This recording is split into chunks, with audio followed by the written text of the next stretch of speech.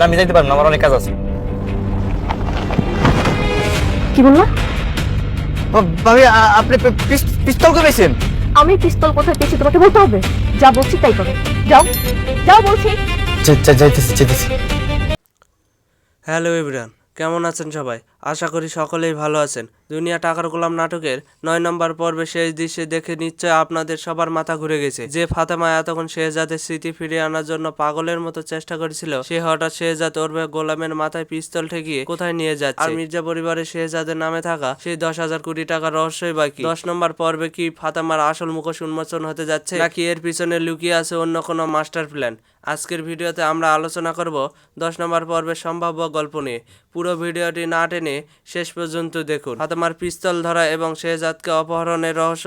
9 নম্বর পর্বের শেষে আমরা দেখেছি ফাতেমা নিজের হাত কাটা নাটক করে গোলামকে গাড়িতে তোলে এবং একের পর এক রাস্তা ঘোরানোর পর পিস্তল বের করে। কিন্তু প্রশ্ন হলো ফাতেমা কেন এমন করলো? এর দুইটি বড় সম্ভাবনা রয়েছে 10 নম্বর পর্বে। প্রথমত, ফাতেমা হয়তো জেনে গেছে যে দাউদ খানের লোকেরা তাদের উপর নজর রাখছে। শেহজাদকে দাউদ খানের গুন্ডাদের হাত থেকে বাঁচাতে এবং গোপনে কোনো বড় নিউরোলজিস্টের কাছে নিয়ে গিয়ে তার স্মৃতি ফিরিয়ে আনার জন্য ফাতেমা এই অপহরণের নাটক সাজিয়েছে। দ্বিতীয় সম্ভাবনাটি ভয়ানক। ফাতেমা কি আসলে শেহজাদকে ভালোবাসে, নাকি সেও টাকার গোলাম? কারণ মির্জা পরিবার ইতিমধ্যে জেনে গেছে যে সুইস ব্যাংকে শেহজাদের নামে আরো 10,000 কোটি টাকা রয়েছে। 10 নম্বর পর্ব হয়তো দেখা যাবে ফাতেমা এই টাকার লোভে শেহজাদকে কোনো গোপন জায়গায় আটকে রেখে তার স্বাক্ষর নেওয়ার চেষ্টা করেছে। মির্জা পরিবারে 10,000 কোটি টাকার মিশন এবং ঋতুর ভূমিকা। অন্যদিকে মির্জা পরিবারের বড় কর্তা যখন জানতে পেরেছে যে শেহজাদের আন্তর্জাতিক অ্যাকাউন্টে 10,000 কোটি টাকার আছে এবং সেটা ট্রান্সফার করতে শেহজাদকে জীবিত লাগবে, তখন তাদের পরবর্তী চাল কি হবে?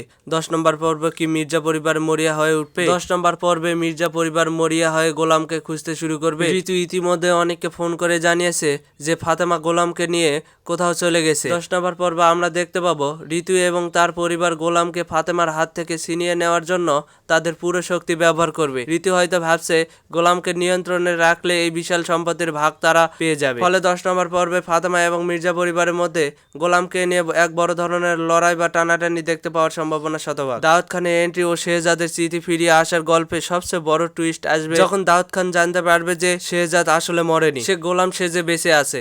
ফাতেমা এবং মির্জা পরিবারে এই দ্বন্দ্বের সুযোগ নিয়ে দাউদ খানের লোকেরা কি শেহজাদকে আক্রমণ করবে? 10 নম্বর পর্বে কোনো এক চরম মুহূর্তে হয়তো ফাতেমার পিস্তলের ভয়ে বা দাউদ খানের গুন্ডাদের আতর্কিত হামলার মাথায় প্রচন্ড আঘাত পেয়ে শেহজাদের পুরো স্মৃতি ফিরিয়ে আসতে পারে। যদি শেহজাদের স্মৃতি ফিরিয়ে আসে, তবে কর্পোরেট সেই ক্ষমতাধর শেহজাদ চৌধুরীর রূপে সে কি মির্জা পরিবারে এবং ফাতেমাকে উচিত শিক্ষা দেবে, তা দেখার জন্য দর্শকরা অধীর আগ্রহে বসে আছে। বন্ধুরা, আপনাদের কি মনে হয় ফাতেমা কি আসলেই ভালো, নাকি সেও 10,000 কোটি টাকার লোভে এই খেলা খেলছে? আর 10 নম্বর পর্বে কি শেহজাদের স্মৃতি ফিরিয়ে আসবে? আপনার মূল্যবান মতামত অবশ্যই কমেন্ট বক্সে লিখে যান। ভিডিওটি ভালো লাগলে একটি লাইক দিন। দুনিয়া টাকার গোলাম নাটকের পরবর্তী সব আপডেট সবার আগে পেতে আমাদের চ্যানেলটি সাবস্ক্রাইব করুন এবং পাশে থাকা বেল আইকনটি অন করে রাখুন। আল্লাহ হাফেজ।